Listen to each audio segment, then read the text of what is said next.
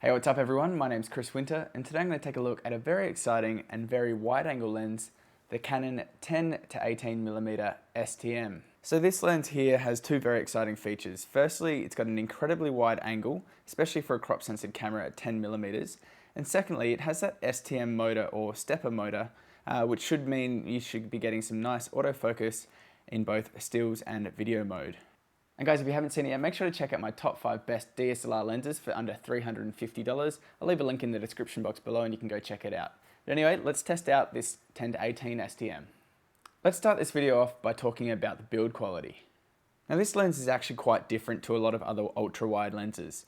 Now traditionally, they've been really quite heavy and quite large. The 10-18mm STM, on the other hand, is incredibly light and it's almost a petite lens. But I don't mind that, and sometimes it's nice to have a light lens, especially if you're going to be traveling with it. Now some of that weight loss is due to the fact that we've got a plastic mount on the bottom, as you can see right here, rather than a metallic mount. Now it's a little bit disappointing, but you just have to be a little bit careful when you put it on and you'll be okay. Now moving along up this lens here, you can see we have a very nice zoom ring, and it's actually quite a wide zoom ring. And just like the other STM lenses, we have a very nice focus ring. It's very smooth, and it's also full-time manual focus, which is nice to see. One other feature that I'm really happy they included on this lens is image stabilization. Sure, on an ultra-wide lens it might not be so important, but it is very nice to have, especially if you're going to be doing video work and maybe getting this up on a Steadicam. Now normally in my videos I like to test out the bokeh and see just how much I can blur out the background, but on this lens it's not really much of a thing. And that's because we've got such a wide angle lens and a relatively slow aperture, it's actually quite difficult to get any sort of out of focus area.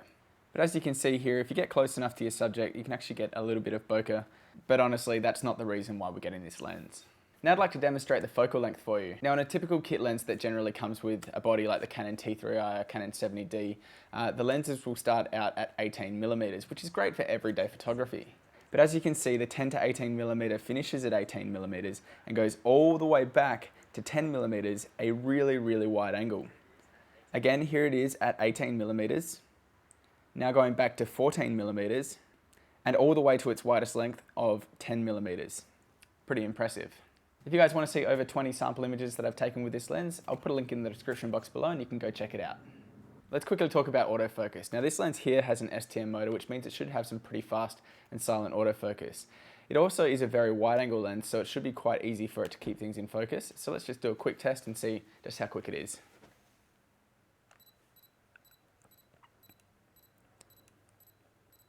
So as you can tell, it's very, very easy for it to do any kind of autofocusing, essentially because everything is in focus anyway. So autofocus for stills is very, very good.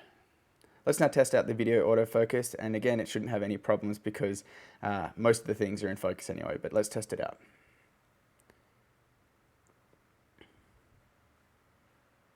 We are at 18mm. As you can see, most things are in focus, but it is working really quite well. What I'll do right now is throw it to 10mm and we'll see how this works.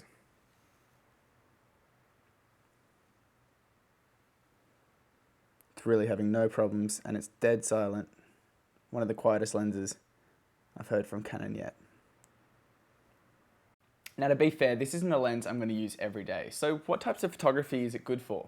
Well, this lens could be great for a few different things. For instance, real estate photographers nearly always use wide-angle lenses to increase how large a room or a property looks. Ultra-wides are often used for weddings and landscape photography, and another really cool way to use this is in video work and getting them on a Steadicam. With such a wide-angle lens, you can get some really nice shots. And if you add in the image stabilization and the STM motor, it could be a perfect match for moving video. So let's talk about image quality now. So overall, I've been really quite impressed with this lens, especially for the price. Now it is decently sharp at all focal lengths, especially if you're going to be using image stabilization. We do have a little bit of chromatic aberration, but nothing that can't be fixed in post, and it is quite easy to get flares with this lens, especially if you knock its aperture down. That's not a huge issue for me. I actually quite like flaring, but some people do want to know whether or not it's there. Distortion is handled really quite well for an ultra wide, and there are heaps of charts online if you want to see exactly where it's distorting and at what focal lengths. Now one thing to note is that unless you have a tripod, this might not be your best bet for low light photography. Its maximum aperture of f/4.5 is getting on the slow end, and it might result in some grainy or blurry images. So lately Amazon have been seen to be selling this lens for as low as $249, which compared to the competition is ridiculously low. So overall, I've actually really enjoyed this lens, and I think it's a fantastic option for anyone who wants to get into that world of ultra wide angle lenses for a fantastic price.